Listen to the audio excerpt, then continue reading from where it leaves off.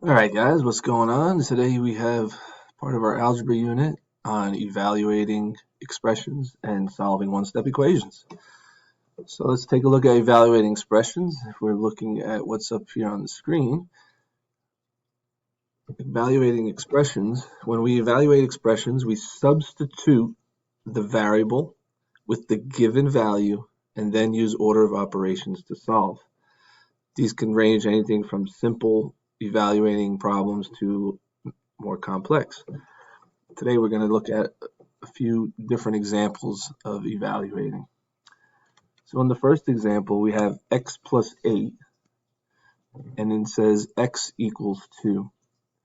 So like it said, we're going to substitute the variable for the given value. So x plus 8, if x equals 2, we can rewrite this saying 2 plus 8. And of course 2 plus 8 is 10. So what we can see is that wherever there's an x, we replace that with a 2 and then we solve. Let's look at the next one. In the next problem we have 2x and it says x equals 3. So anytime if we have a number and a variable stuck together, such as 2x, it means to multiply. So what we're saying is 2 times 3. So don't forget we can say, or we can expand it to say 2 times x and x equals 3. So we're saying that 2 times 3 equals our answer of 6.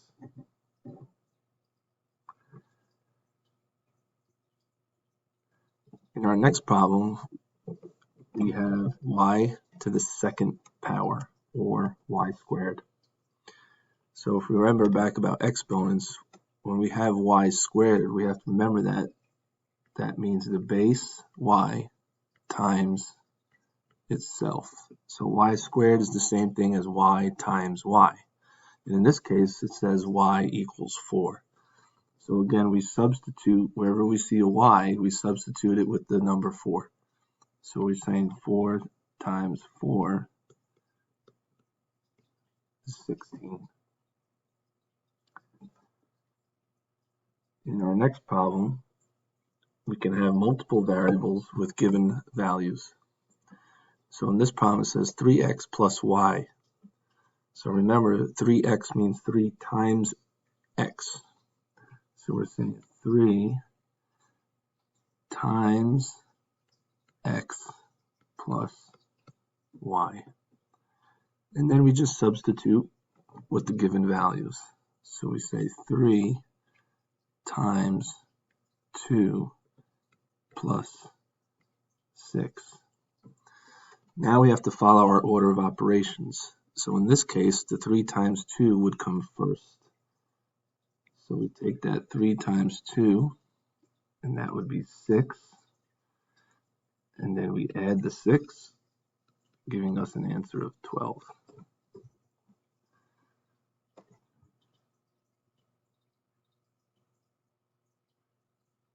The next problem seems to confuse a lot of people, but if we break it down and expand it, we can see the exact way of solving this type of problem. So we have 2x squared.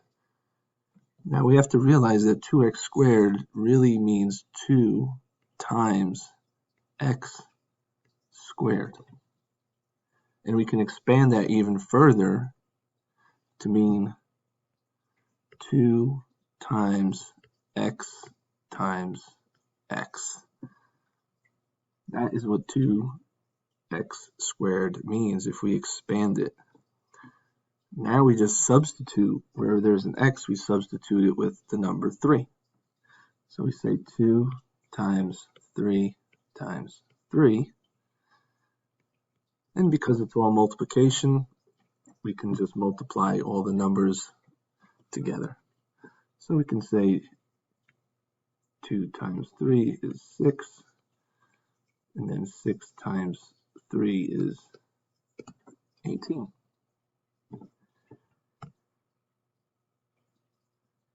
In our next problem, We have two different variables. We have m equals 3 and n equals 4. So let's substitute it. 3m means 3. I'm going to use parentheses this time to substitute for multiplication. So 3 times m is 3 times 3 plus 6 times n, where n equals 4. So I substitute that.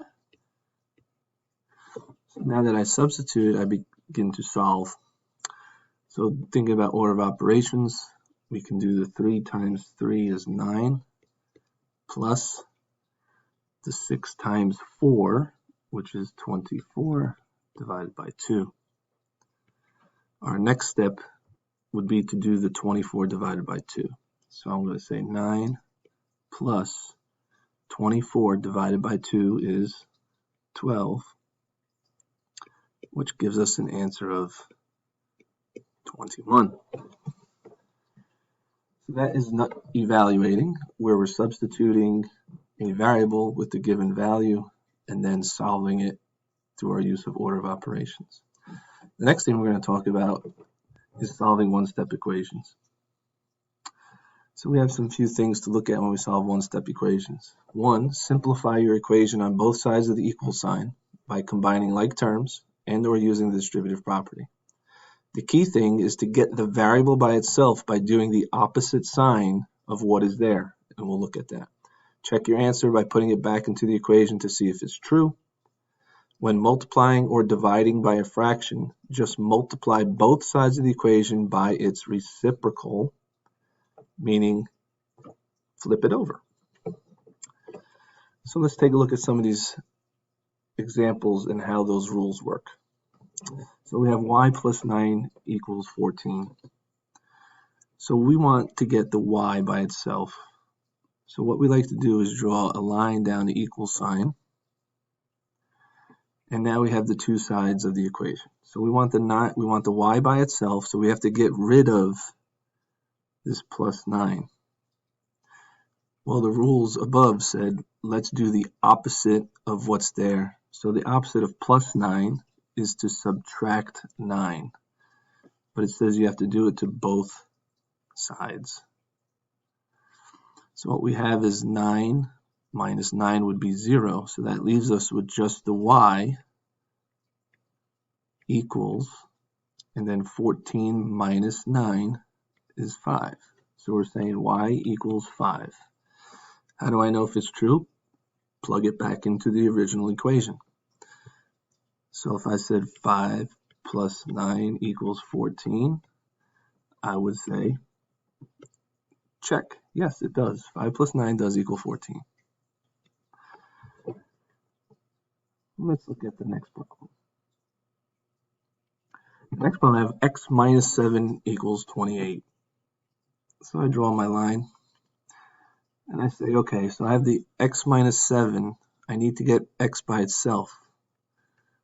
So if I have subtracting 7, the way to do it is take the opposite. The opposite of subtracting 7 is adding 7. But you have to do it to both sides. So I have 7 minus 7, that's 0. So that just leaves me with x equals, and 28 plus 7 is 35. So x equals 35. X equals 35. Then I plug it back in. I say 35 minus 7 equals 28. And if it does, it's a check. It means you solved it correctly. Okay, now let's look at a multiplication problem. So I have 4 times x equals 32. Draw my line. So we have 4 times x. Remember, the opposite of multiply is divide. So I'm going to say, okay, let's divide both sides by 4. When I do that, 4 divided by 4 leaves me with 1x, which is simply x. And 32 divided by 4 is 8. So I have x equals 8. And I plug that back in. I can say 4 times 8 equals 32. Is that correct? Yes, it's correct.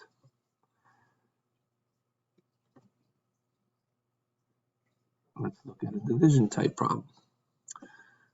So I draw my line. So here I have x divided by 2, x divided by 2. So the opposite of dividing by 2 means to multiply by 2. So I'm going to multiply both sides by 2. When I multiply both sides by 2, what happens is these are going to cancel or equal 1 and leave me with just x. And then 24 times 2 is 48. So x equals 48. Let me put this back in to the original equation. 48 divided by 2 equals 24. If that is true, and it is, then check, we did it correctly.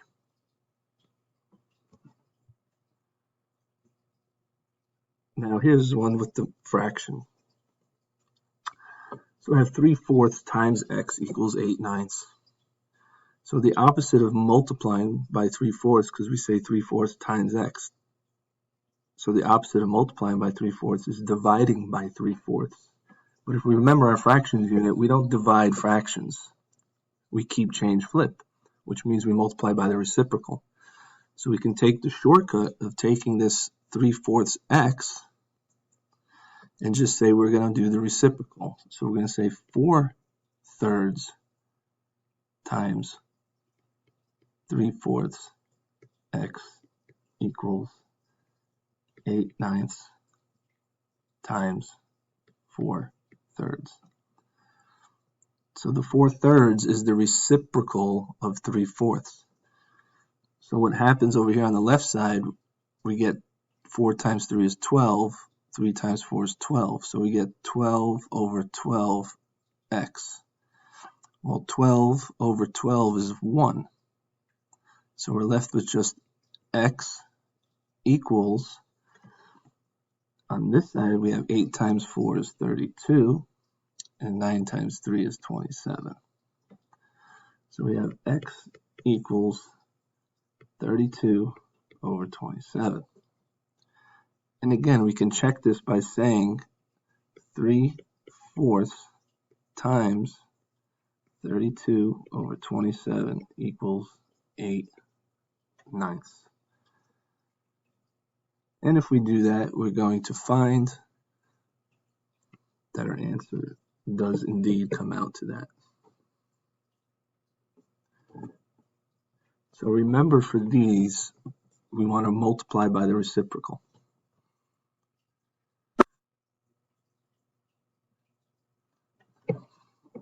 Okay, so now we have one where we have to simplify first before we solve it. So we have 3x plus x. These are like terms, so we can combine that.